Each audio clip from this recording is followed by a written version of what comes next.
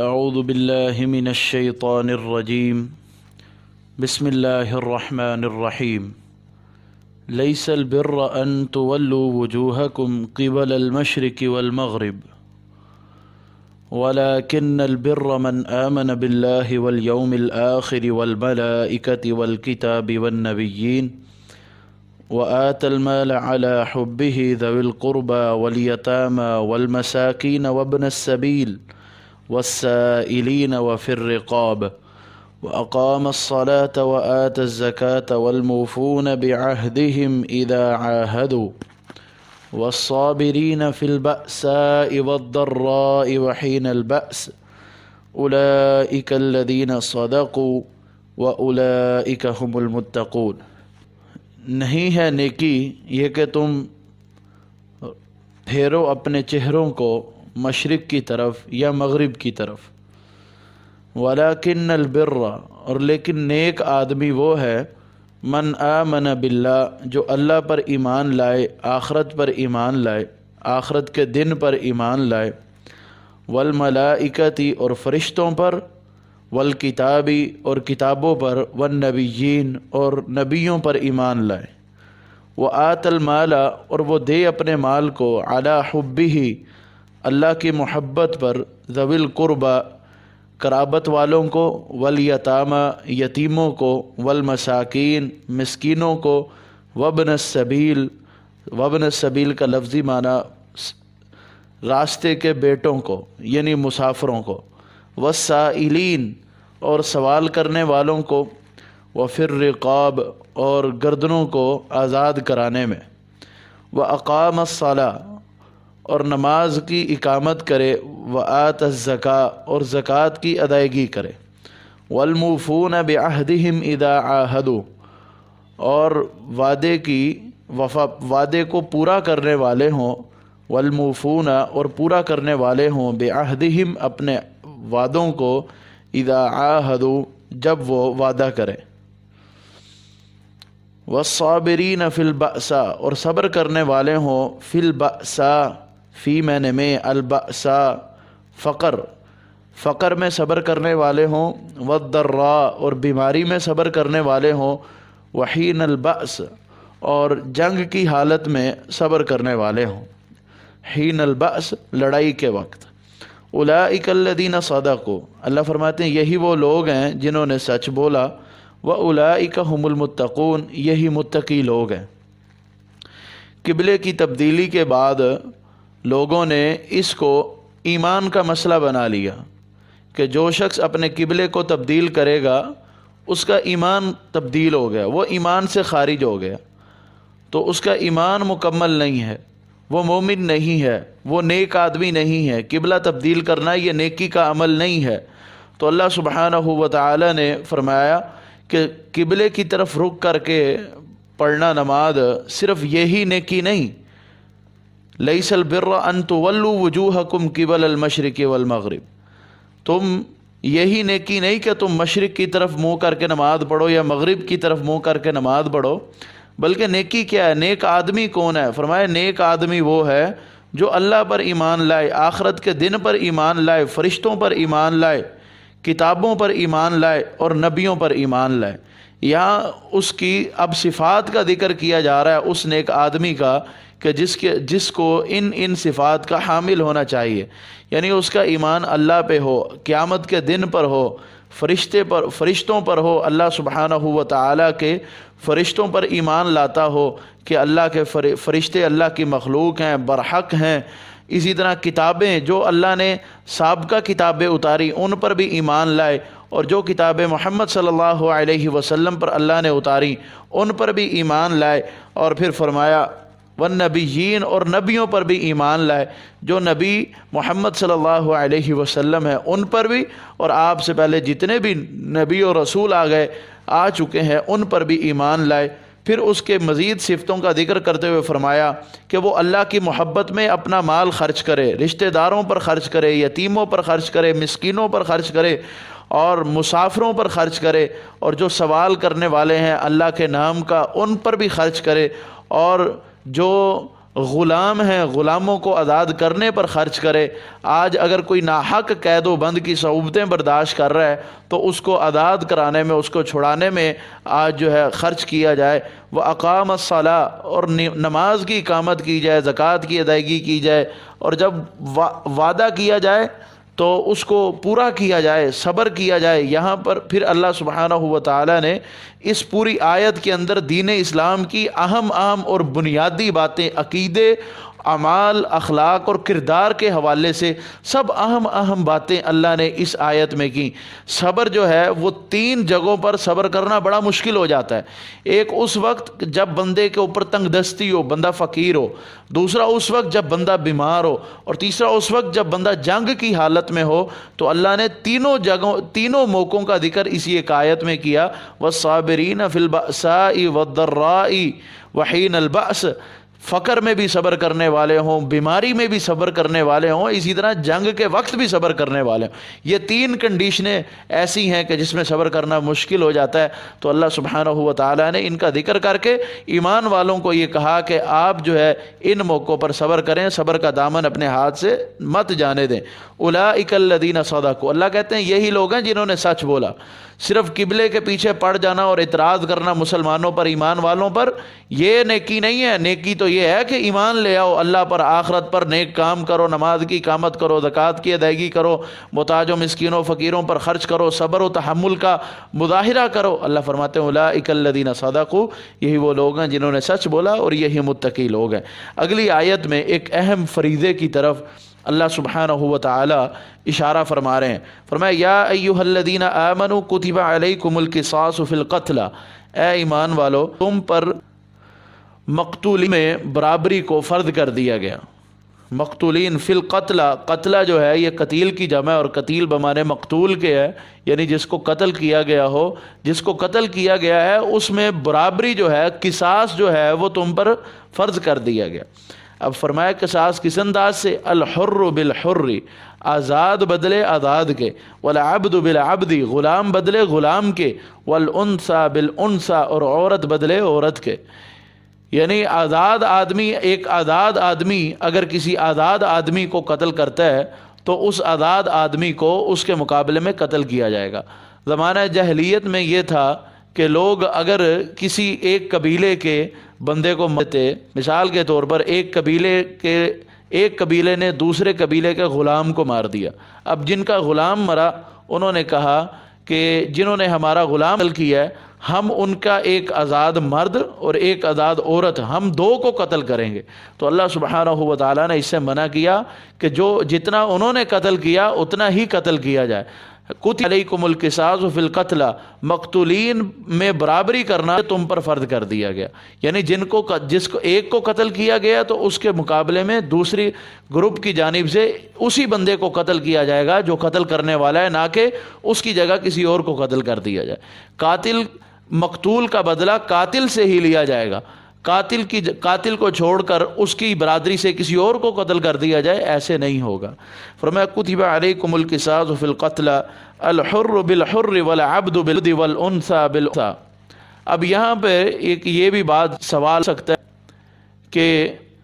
عورت کو اگر قتل کرے تو کیا اب مرد کو نہیں، اس مرد کی بیوی کو قتل کیا جائے؟ اور جب قتل کا والا ہے وہ مرد ہے تو عورت کے سلسلے میں جب قصاص لیا جائے گا تو پھر اس مرد کو ہی قتل کیا جائے گا جس نے اس عورت کو قتل کیا۔ فرمایا فمن عفی لہ من اخیہ شیء، اور جو شخص معاف کیا جائے اس کو، من اخیہ اس کے بھائی سے، شیء کچھ بھی۔ یہاں یہ بات سمجھنے کی ہے، فمن عفی لہ ایک قاتل ہے، قاتل کو یہاں پر اللہ سبحانہ و تعالی مقتولین کے ورثاء کو قاتل کا بھائی کہہ رہے ہیں کہ اگر قاتل کو اس کا بھائی جو ہے یعنی مقتولین کے جو ورثاء ہیں اگر وہ معاف کر دیتے ہیں، فمن عفی لہ من اخیہ شیء، اگر وہ اس کو تو جس کو معاف کر دیا جائے اس کے بھائی سے کچھ بھی، فاتباع بالمعروف، تو پھر ایک اچھے طریقے کی اتباع کرنی ہے، ایک اچھے طریقے کے پیچھے چلنا ہے، وَأَدَاءٌ إِلَيْهِ بِإِحْسَان، اور جو دیت ہے اس کی ادائیگی اچھے انداز سے کرنی ہے، احسان نیکی کے ساتھ اس کی ادائیگی کرنی ہے۔ یعنی مقتولین جو ہے جو قتل ہوا اس کے ورثاء اس بات پر آمادہ ہوئے ہیں کہ ہم قتل کا بدلہ قتل سے نہیں دیت سے لیں گے، تو پھر اب جب دیت کے اوپر فیصلہ ہو چکا،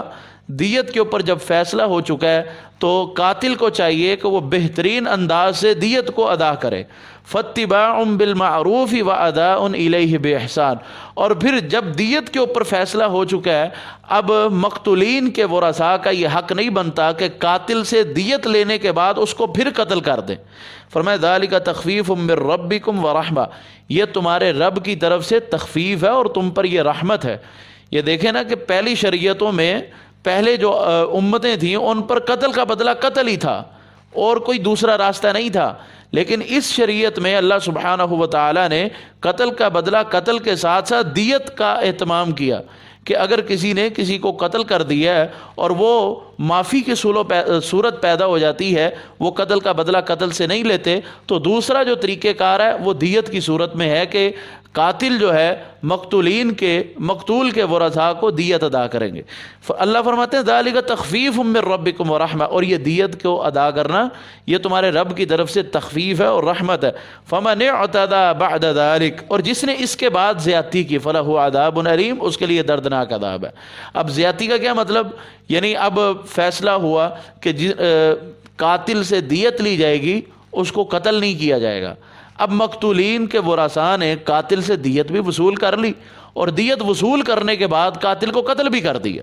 اب اس کے حوالے سے اللہ فرماتے ہیں فمن اعتدی بعد ذلک، جس نے اس کے بعد زیادتی کی، فلہ عذاب علیم، اس کے لیے دردناک عذاب ہے۔ یا اللہ سبحانہ و تعالی جو ہے قصاص کے حوالے سے جو مسائل ہیں ان کا ذکر کر رہے ہیں۔ فرمایا وَلَكُمْ فِي الْقِصَاصِ حَیَاءٌ، اللہ کہتے ہیں تمہارے لیے قصاص میں زندگی ہے۔ یا اولی الالباب، اے عقل والو، لعلکم تتقون، اگر تم تقوی اختیار کرو۔ اب قصاص کا مطلب ہے کہ ایک بندے نے ایک کو قتل کیا، اب جو قتل کرنے والا ہے اس کو بھی قتل کیا جائے۔ اب ایک تو اس کو قتل کیا جا رہا ہے اور اللہ کہتے ہیں قصاص کے اندر زندگی ہے، جبکہ قصاص لینے میں پہلے تو ایک جان گئی تھی، لیکن ایک جان جانے کے بعد دوسری جان پھر ضائع ہو رہی ہے، تو یہ قصاص کے اندر زندگی کیسے ہو گئی؟ تو مفسرین اس کا بڑا بہترین اور یہاں ہی ایک بڑی ہی باریک بینی سے یہ مسئلہ سمجھاتے ہیں کہ قصاص کے اندر زندگی یہ ہے کہ اگر قصاص ایک شخص نے کسی کو ناحق قتل کر دیا، بدلے میں جب اس کو قتل کیا جائے گا تو اس کے بعد والے جو لوگ ہیں اگر وہ قتل کا کوئی منصوبہ بھی بنائیں گے، قتل کا ارادہ بھی کریں گے، تو وہ بالکل اپنے اس ارادے کو پورا نہیں کریں گے، کیونکہ ان کے ذہن میں ہوگا کہ اگر ہم اس کو قتل کر دیں گے تو بدلے میں ہمیں بھی قتل کیا جائے گا۔ اس قصاص کے خوف سے وہ کسی کی جان نہیں لیں گے، اس لیے اللہ نے فرمایا وَلَكُمْ فِي الْقِصَاصِ حَیَاءٌ، کہ تمہارے لیے قصاص کے اندر زندگی ہے۔ یعنی قصاص جو ہے انسانوں کی زندگی کو بچانے کا ذریعہ ہے۔ اگر قصاص ختم کر دیا جائے، بدلہ لینا ختم کر دیا جائے، قاتل اور مقتول کے درمیان برابری کو ختم کر دیا جائے، اور پھر کیا ہوگا؟ لوگ قتل کرتے رہیں گے، حتیٰ کہ انسانیت ایسے ہی ختم ہوتی رہے گی اور بدلہ کسی سے نہیں لیا جائے گا۔ تو پھر اس کے اندر جانوں کی جب کمی واقع ہوگی، کتنے گھر اجڑیں گے، کتنی عورتیں بیواہ ہوں گی، اور کتنے مائیں جو ہیں ان کے لختے جگر ان سے چھن جائیں گے۔ اسی چیز کو ختم کرنے کے لیے اللہ سبحانہ و تعالیٰ یہ فرما رہے ہیں وَلَكُمْ فِي الْقِصَاصِ حَیَاءٌ، تمہارے لیے قصاص کے اندر جو ہے زندگی ہے۔ یا اولی الالباب، اے عقل والو، لعلکم تتقون، اور جو پھر اپنے ہاں قصاص کا نفاذ کرتے ہیں، اسلامی شریعت کا نفاذ کرتے ہیں، یہی عقل والے ہیں۔ اور انہی عقل والوں کے لیے اللہ سبحانہ و تعالی فرماتے ہیں کہ اگر یہ قصاص کو، یہ نظام کو نافذ کریں گے تو یہ متقی اور پرہیزگار بن جائیں گے۔ فرمایا آگے ایک اور مسئلہ بیان ہو رہا ہے، کتب علیکم اذا حضر احدکم الموت، فرض کیا گیا تم پر جب حاضر تم میں سے ایک کو موت، ان ترک خیرن، اگر وہ چھوڑے، خیرن کا معنی تو بھلائی ہے، لیکن اگر وہ کوئی مال چھوڑ کے جائے، تم پر یہ فرض کیا گیا کہ اگر کسی ایک کو، تم میں سے کسی ایک پر موت آتی ہے اور وہ کوئی مال چھوڑ جاتا ہے، الوصیۃ للوالدین، تو والدین کے لیے وصیت کرنا ہے، والاقربین بالمعروف، اور والاقربین اور رشتہ داروں کی وصیت کرنا ہے بالمعروف ہی، اچھے طریقے سے۔ یعنی جو معروف وصیت ہے، اچھے انداز میں کسی کو مال دیا جائے، وصیت کی جائے، تو آپ یہ وصیت کر سکتے ہیں۔ فرمایا حقا علی المتقین، یہ حق ہوا علی المتقین، متقی لوگوں پر۔ سب سے پہلے ابتدا میں اسلام میں جب وراثت کا نظام، سورہ نساء کی آیات جو وراثت پر اتریں، ان کے اترنے سے پہلے یہ اصول تھا، یہ وصیت جو ہے والدین کو اور قریبی رشتہ داروں کو وصیت کی جا سکتی تھی۔ تو یہی اسی آیت میں یہی بات بیان کی جا رہی ہے کہ اگر کوئی مرنے والا کوئی مال چھوڑ کے جا رہا ہے، تو اگر وہ وصیت کرنا چاہے تو وہ والدین کو وصیت کر سکتا ہے، کیونکہ پہلے جو ہے دور جاہلیت کے اندر مرنے والے کا مال اس کی اولاد لیا کرتے تھے، والدین کو حصہ نہیں ملتا تھا۔ تو شریعت نے یہ اجازت دی کہ آپ والدین کو محروم نہ کریں، ان کے لیے وصیت کر دیں۔ یہ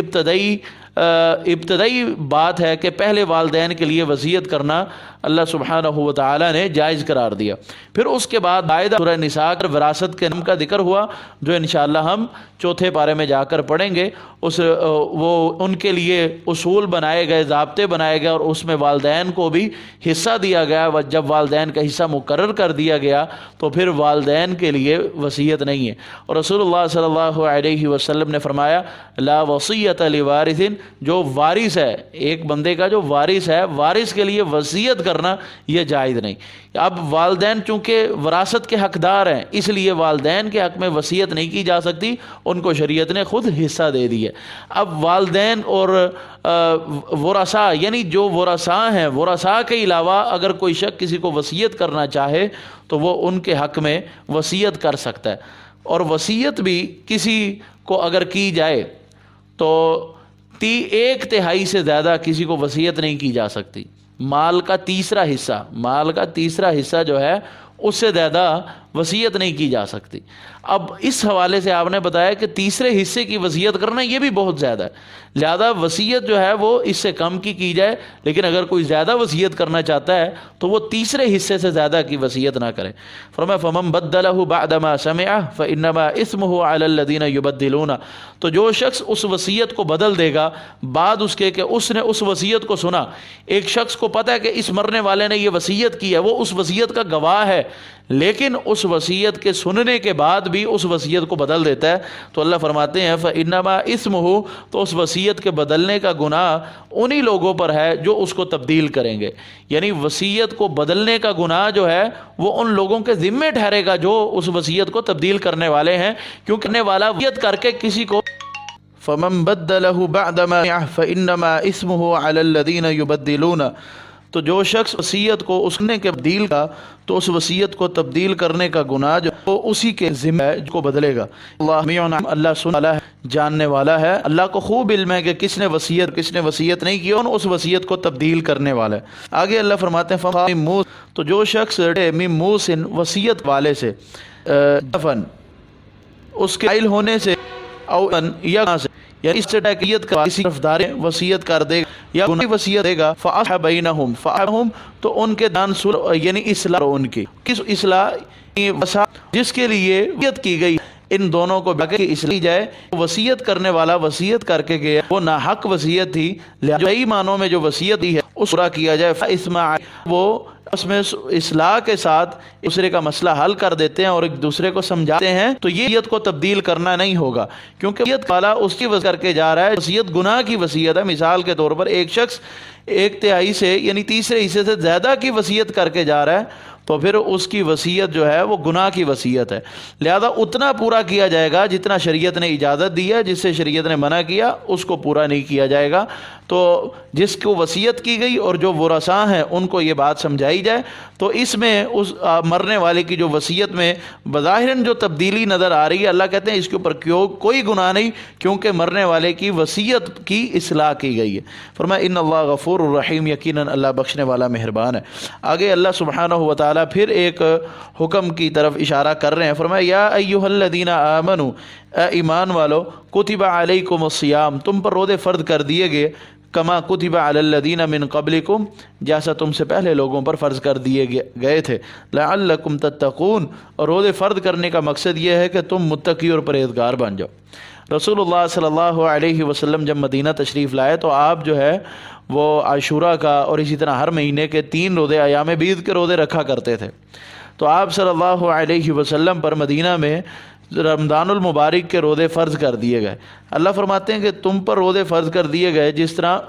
پہلے لوگوں پر بھی اللہ نے روزوں کو فرض کیا۔ پہلے اور اس امت کے روزے رکھنے کا انداز مختلف تھا، اور ابتدا میں صحابہ کرام بھی اسی طریقہ کار کے مطابق روزہ رکھتے تھے جو طریقہ کار پہلی امت میں رائج تھا۔ وہ یہ تھا کہ ان کو نماز یعنی جب سورج ہوتا اس وقت سے لے کر عشاء کی ادائیگی تک، غروب ہونے سے لے کر عشاء کی ادائیگی، وہ اگر کوئی کھا پی لا تو ٹھیک تھا، اگر نماز عشاء کی ادائیگی کے بعد جو ہے ان کا کھانا ممنوع تھا۔ ان کا روزہ جو ہے وہ کافی لمبا، روزہ جو ہے 3 چیزوں سے روکتا ہے، ایک کھانے سے، دوسری پینے سے، اور تیسرا جماع ہم بستر سے۔ اب اگر کوئی جو ہے اس پہلی امتوں میں غروب آفتاب سے لے کر اسی طرح عشاء کی نماز جو وقت تھا میں وہ ہم بستر تھے، کھا پی سکتے تھے۔ اس کے بعد جو ہے تاخیر لیٹ آتا تو اس کے دن روزہ شروع تھا۔ تو اس شروع میں ابتدا میں ایک سیر رسول قصہ آتا ہے کہ وہ آگے مزید ہم آیت بھی پڑھیں، اس میں بھی بات مزید اچھے سے ہمیں سمجھ آئے گی، تو میں یہ بات کروں گا۔ تو روزہ 3 چیزوں سے رکنے کا نام ہے، کھانے پینے اور بستری سے۔ لفظی معنی جو ہے وہ روزے کا وہ کسی چیز سے رک، اور شرعی اصطلاح میں صبح صادق سے لے کر اسی طرح طلوع آفتاب تک بھی چیز نہ کھانا نہ پینا، اور اسی طرح ہم بھی رک جانے کا نام شرعی اصطلاح میں روزہ۔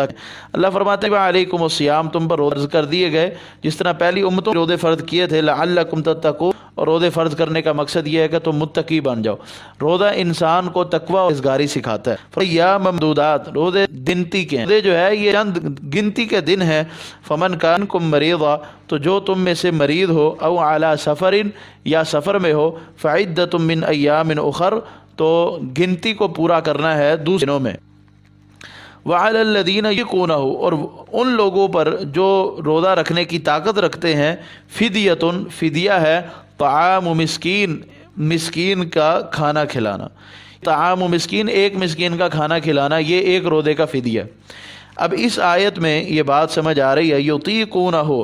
ابتدا میں یہ تھا کہ اگر کوئی شخص روزہ رکھنے کی طاقت بھی رکھتا تھا لیکن وہ روزہ رکھنا نہیں چاہتا تھا تو وہ ایک مسکین کا فدیہ دیتا، ایک مسکین کا طعام و مسکین دے دیتا فدیہ کے طور پر، تو اس کی طرف سے روزہ ہو جایا کرتا تھا۔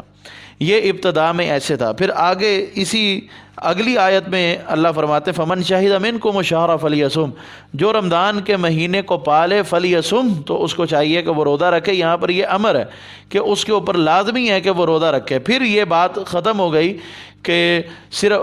جو بھی ہے روزے کی طاقت بھی رکھتا ہو لیکن روزہ نہیں رکھنا چاہتا تو وہ کسی کو فدیہ دے دے۔ لیکن اللہ سبحانہ و تعالیٰ نے مریض کے لیے اور مسافر کے لیے پھر بھی رخصت رکھی ہے کہ اگر وہ روزہ نہیں رکھ سکتے تو وہ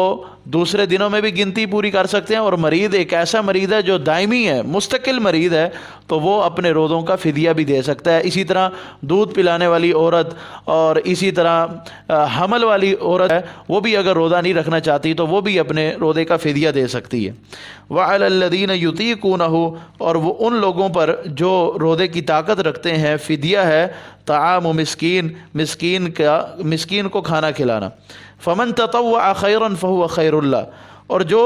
اس سے زیادہ کرے تو یہ اس کے لیے بہتر ہے۔ یعنی ایک مسکین کی جگہ اگر کوئی 2 مسکینوں کا کھانا دے دیتا ہے یا 3 مسکینوں کا کھانا دے دیتا ہے تو یہ ایسا کرنا یہ اس کے لیے بہتر ہے۔ وَأَن تَصُومُوا خَيْرٌ لَكُمْ إِن كُنتُمْ تَعْلَمُونَ، اور اگر تم روزہ رکھو تو یہ تمہارے لیے زیادہ بہتر ہے، کیونکہ اس وقت رخصت جو تھی کہ طاقت رکھنے کے باوجود بھی اگر کوئی روزہ نہیں رکھنا چاہتا تو وہ فدیہ دے دیتا، تو اللہ انہیں کہہ رہے ہیں کہ اگر تم طاقت رکھتے ہو تو روزہ رکھو تو یہ تمہارے لیے زیادہ بہتر ہے۔ پھر آگے اللہ فرماتے ہیں شہر رمضان، رمضان کا مہینہ، الذی انزل فیہ القرآن، یہ وہ مہینہ ہے کہ جس میں قرآن کو اتارا گیا، للناس، وہ قرآن لوگوں کی ہدایت ہے، بینات من الہدی، اور اس قرآن وبینات، اور دلیلیں ہیں، من الہدی، ہدایت سے، والفرقان، اور معجزے ہیں یا حق و باطل میں فرق کرنے والی نشانیاں وہ اس قرآن کے اندر ہیں۔ قرآن پاک اللہ سبحانہ و تعالی نے رمضان المبارک میں اتارا، اور رمضان المبارک کی بابرکت رات لیلۃ القدر میں اتارا۔ اس حوالے سے علماء یہ کہتے ہیں اللہ نے بیت المور پر ایک ہی وقت میں، ایک ہی رات میں قرآن پاک کا نزول فرمایا، بیت العزہ میں قرآن پاک کو اتارا، اور پھر وہاں سے 23 سال کی مدت میں یہ قرآن ضرورت کے مطابق رسول اللہ صلی اللہ علیہ وسلم پر اترتا رہا۔ شہر رمضان، رمضان کا مہینہ وہ مہینہ ہے کہ جس میں قرآن کو اتارا گیا جو لوگوں کی ہدایت کا ذریعہ ہے، اور اس میں دلیلیں ہیں ہدایت کی اور حق و باطل میں فرق کرنے والی نشانی ہے۔ فمن شہد منکم الشہر فلیصم، تو جو شخص تم میں سے اس رمضان کے مہینے کو پالے، فلیصمہ، تو اس کو چاہیے کہ وہ اس کا روزہ رکھے۔ ومن کان مریضا، اور جو مریض ہے، او علی سفر، یا سفر میں ہے، فعدۃ من ایام اخر، تو گنتی ہے دوسرے دنوں میں۔ یرید اللہ بکم اليسر، اللہ تم سے آسانی کا ارادہ کرتے ہیں، ولا یرید بکم العسر، اللہ تم سے تنگی کا ارادہ نہیں کرتے۔ وَلِتُكْمِلُوا الْعِدَّةَ، اور تم گنتی کو مکمل کرو، یعنی اگر کسی کے روزے رہ گئے ہیں تو وہ اپنے ان روزوں کی جو گنتی ہے اس کو پورا کرے۔ وَلِتُكَبِّرُوا اللَّهَ، اور تمہیں چاہیے کہ تم اللہ کی بڑائی بیان کرو، عَلَى مَا هَدَاكُمْ، اس بات پر کہ اللہ نے تم کو ہدایت دی، لَعَلَّكُمْ تَشْكُرُونَ، تاکہ تم شکریہ ادا کرو، وَلَعَلَّكُمْ تَشْكُرُونَ، اور شاید کہ تم شکریہ ادا کرو۔ اللہ سبحانہ و تعالی نے جو ہمیں اسلام کی دولت سے نوازا، اللہ سبحانہ و تعالی نے جو ہمیں ہدایت سے نوازا، تو اللہ کا ہمیں شکریہ ادا کرنا چاہیے، اس کی بڑائی بیان کرنی چاہیے، اللہ کی حمد بیان کیجیے۔ وَلِتُكَبِّرُوا اللَّهَ عَلَى مَا هَدَاكُمْ، یہ چونکہ رمضان کا مہینہ ہے اور رمضان کا مہینہ مکمل ہونے کے بعد عید کا دن آتا ہے، تو مفسرین یہ کہتے ہیں وَلِتُكَبِّرُوا اللَّهَ کا مطلب یہ ہے تم عید والے دن جو ہے صبح کی نماز کی ادائیگی کے بعد نماز عید تک جو ہے آپ اللہ کی بڑائی بیان کرتے، اللہ اکبر لا الہ الا اللہ واللہ اکبر وللہ الحمد، یہ کلمات پڑھ کے اللہ کی بڑائی بیان کرتے رہیں۔ اس کے بعد ایک اور اہم مسئلہ جس کا رمضان کے ساتھ گہرا تعلق ہے، رمضان میں روزوں کی فضیلت کے حوالے سے ایک حدیث یہ بھی آتی ہے، آپ نے فرمایا جس بندے نے رمضان کے جو روزے رکھتا ہے، اللہ سبحانہ و تعالیٰ اس کے سابقہ گناہوں کو معاف کر دیتے ہیں۔ رمضان کے مسائل کا ذکر کرتے ہوئے رمضان میں جو ایک اہم ترین عمل ہے وہ ہے دعا کا۔ روزے دار کی دعا کو اللہ تبارک و تعالیٰ رد نہیں فرماتے۔ روزہ رکھنے والا جب اللہ سے دعا مانگتا ہے تو اللہ سبحانہ و تعالیٰ اس کی دعا کو قبول فرماتے ہیں۔ اللہ فرماتے جو روزے دار منہ کی جو ہے وہ اللہ کو کستوری سے بھی زیادہ محبوب ہے۔ جو بھی روزے دار جو ہے وہ جب اللہ سے دعا کرتا ہے اللہ اس کی دعا کو رد نہیں فرماتے، اللہ دعا قبول فرماتے ہیں۔ یہاں اللہ فرماتے ہیں وَإِذَا سَأَلَكَ عِبَادِي، اے حبیب جب آپ سے میرے بندے میرے متعلق سوال کریں تو آپ انہیں کہیں فَإِنِّي قریب، میں قریب ہوں، اجیب دعوت الداعی اذا دعان، میں جواب ہوں بلانے والے کار کا، اذا دعان جب وہ مجھے بلاتا ہے، فَلْيَسْتَجِيبُوا لِي، تو انہیں چاہیے کہ یہ میری بات کو قبول کریں، وَلْيُؤْمِنُوا بِي، اور مجھ پر ایمان لائیں، لَعَلَّهُمْ يَرْشُدُونَ، شاید کہ بھلے جائیں۔ یہاں پر اللہ سبحانہ و تعالی دعا کا ذکر کرتے ہوئے فرماتے ہیں کہ آپ صلی اللہ علیہ وسلم سے صحابہ نے یہ پوچھا کہ ہم اللہ سے کس طرح مانگیں، بلند آواز سے مانگیں یا پھر آہستہ سے مانگیں؟ تو اللہ سبحانہ و تعالی نے یہ آیت نازل فرمائی اور کہا کہ آپ سے میرے بندے میرے بارے پوچھ رہے ہیں تو آپ انہیں کہیں فَإِنِّي قریب اجیب دعوت الداعی اذا دعان، میں تو قریب ہوں، جب بھی کوئی آنے والا مجھے بلاتا ہے مجھے پکارتا ہے تو میں اس کی پکار کا جواب دیتا ہوں۔ فَلْيُؤْمِنُوا بِي، ان کو چاہیے کہ یہ مجھ پر ایمان لائیں اور میں نے جو ان کو حکم ہے یہ ان کو قبول کریں، ان کو مانیں۔ واقعی قبولیت ایک حدیث کا تو پچھلے سبق میں بھی ذکر کیا تھا کہ انسان جب حلال کو اپناتا ہے، حلال کو اوڑھنا بچھونا لیتا ہے تو اللہ اس کی دعاؤں کو قبول فرماتا ہے۔ اسی طرح دعا کی قبولیت کے یہ بھی اسباب ہیں کہ انسان جو ہے وہ اللہ کی باتوں کو قبول کرے، اللہ نے جن کاموں کا کرنے کا کہا انسان وہ کام کرے، اور جن کاموں سے اللہ نے روک دیا انسان ان کاموں سے رک جائے۔ فرمایا احل لکم لیلۃ الصیام الرفث الی نسائکم، حلال دیا گیا تمہارے لیے لیلۃ الصیام روزوں کی راتیں، روزوں کی رات میں الرفث رغبت کرنا الی نسائکم تمہاری عورتوں کی طرف، ہن لباس لکم وانتم لباس لہن، وہ عورتیں لباس ہیں تمہارے لیے، تم لباس ہو ان کے لیے۔ اب وہ میں پہلے کرنے جا رہا تھا وہ یہ کہ اب روزے کا جو ابتدا میں انداز تھا وہ یہ تھا کہ اگر غروب آفتاب کے بعد اگر کوئی شخص سو جاتا اور جیسے وہ اٹھتا تو اس کا اگلے دن کا روزہ شروع ہو جاتا۔ ان کے لیے غروب آفتاب لے کر عشاء تک کا وقت تھا جس میں وہ کھا پی سکتے تھے اور ہم بستری کر سکتے تھے۔ بعض صحابہ نے اسی اثناء میں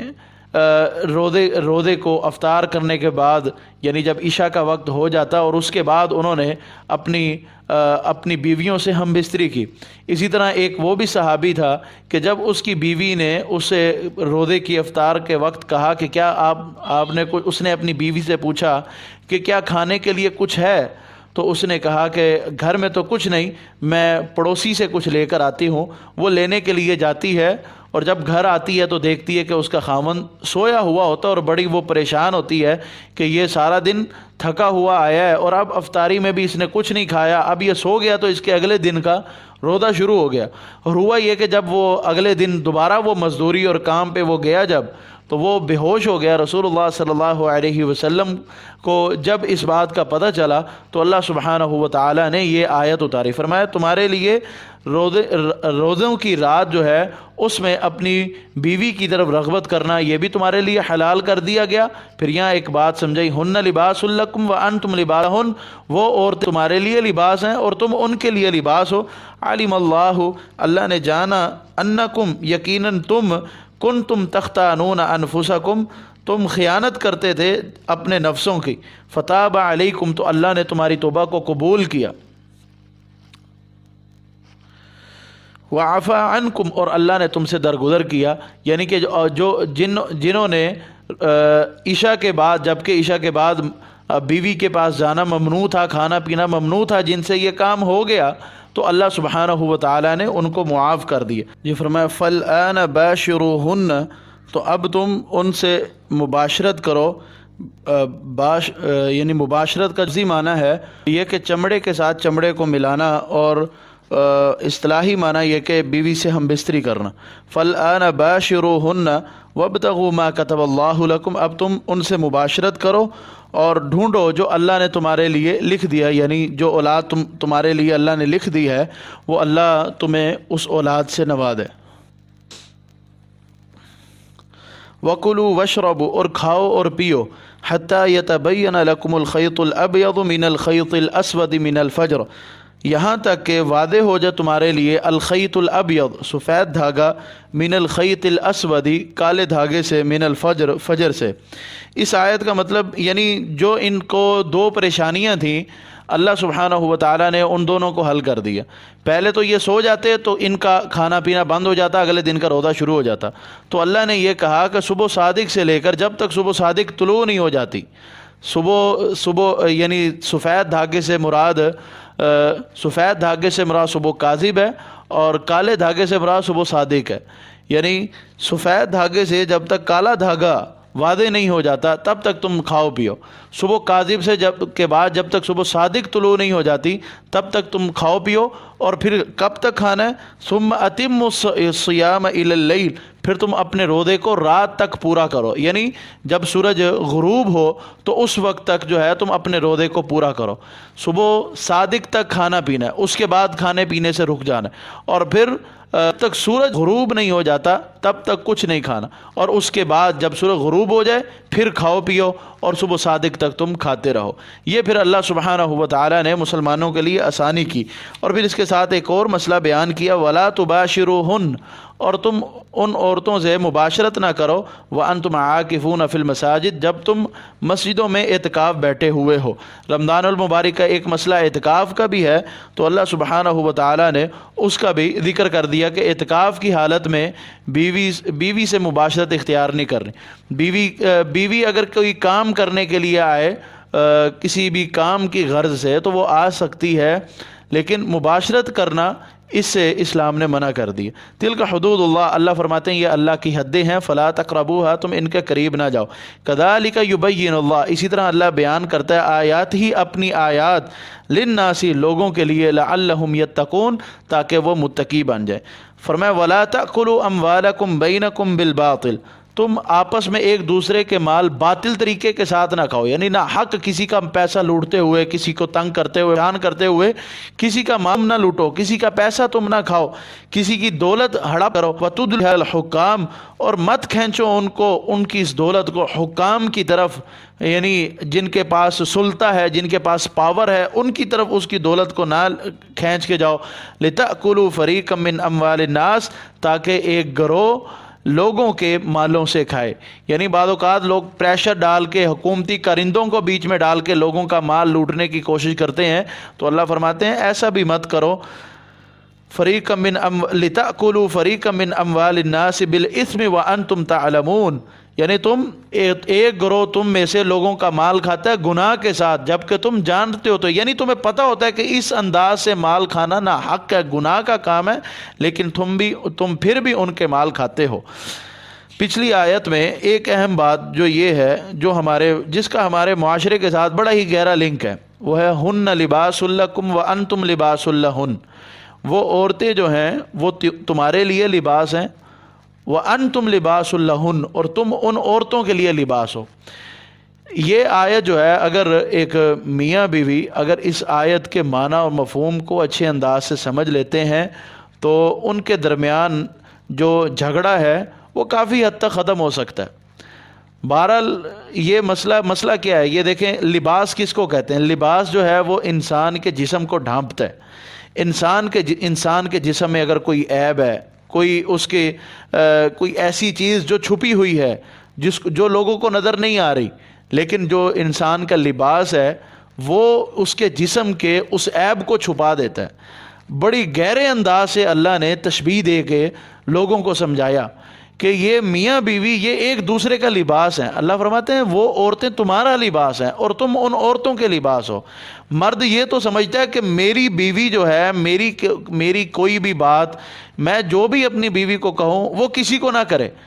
وہ یہ اس توجہ نہیں دیتا اگر میری بھی اندر بھی کوئی بات ہے تو میں بھی کسی کو نہ کروں۔ لہذا میاں بیوی کو یہ چاہیے کہ اگر ان کے درمیان ایک دوسرے کو ایسی باتیں جو ان کو ایک دوسرے کو پریشان کرتی ہیں تو وہ خود بیٹھ کر اس مسئلے کو سلجھائیں۔ اگر بیوی اپنے خاوند کی بات، یعنی خاوند کے جو عیب ہیں، ہر بندہ یہ نہیں کہہ سکتا کہ جانا میں ہر عیب سے مبرہ اور ہر عیب سے پاک ہوں، کوئی اپنے بارے میں یہ صفائی نہیں دے سکتا۔ ہر بندے کے اندر کوئی نہ کوئی خامی ضرور ہوتی ہے، کیونکہ حدیث میں آتا ہے، آپ صلی اللہ علیہ وسلم نے فرمایا آدم کی ساری اولاد جو ہے وہ خطا کار ہے، آدم کی ساری اولاد غلطیاں کرنے والی ہے، کوئی بھی اپنے طرف سے کوئی فرشتہ نہیں ہے کہ اس سے کبھی کوئی گناہ نہ ہو، کہ اسے کبھی کوئی غلطی نہ ہو، ہر بندے کے اندر عیب موجود ہے۔ اگر ایک بیوی جو ہے اپنے خاوند کے اندر کوئی عیب دیکھتی ہے، کوئی غلطی دیکھتی ہے، تو اس کو چاہیے کہ وہ خود اس غلطی کو سلجھانے کی کوشش کرے،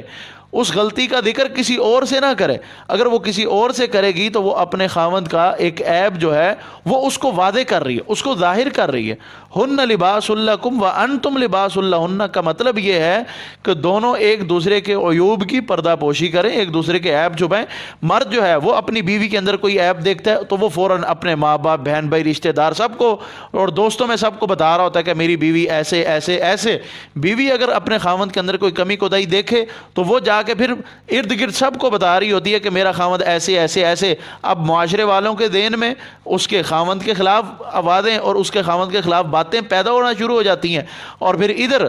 اس کے جو جاننے والے ہیں، مرد خاوند کے جو جاننے والے ہیں، ان کے ذہن میں اس کی بیوی کے خلاف باتیں پھیلنا اور باتیں پیدا ہونا اور عجیب قسم کے خیالات جنم لینا شروع ہو جاتے ہیں۔ پھر یہ پھر سلسلہ بنتا ہے فساد اور بربادی کی طرف۔ سب سے پہلے میاں بیوی کا جو آپس میں اگر کوئی مسئلہ ہوتا بھی ہے تو اس کی جو وہ کوشش ہے وہ یہ ہے کہ وہ آپس میں خود بیٹھ کے اپنے مسئلے کو حل کریں۔ اسی طرح پھر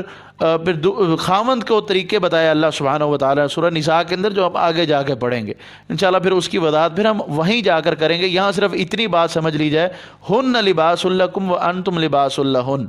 کہ عورت جو ہے وہ مرد کا لباس ہے اور مرد جو ہے وہ عورت کا لباس ہے. یعنی جس طرح لباس بندے کے جسم کے عیبوں پر پردہ ڈالتا ہے، اسی طرح میاں بیوی کا یہ حق بنتا ہے کہ وہ ایک دوسرے کے عیوب پر پردہ ڈالیں، اور جس طرح لباس بندے کا ساتھ دیتا ہے اسی طرح میاں بیوی کو چاہیے کہ وہ ایک دوسرے کا ساتھ دیں. اللہ سے دعا ہے کہ اللہ میرا اور آپ کا حامی و ناصر ہو.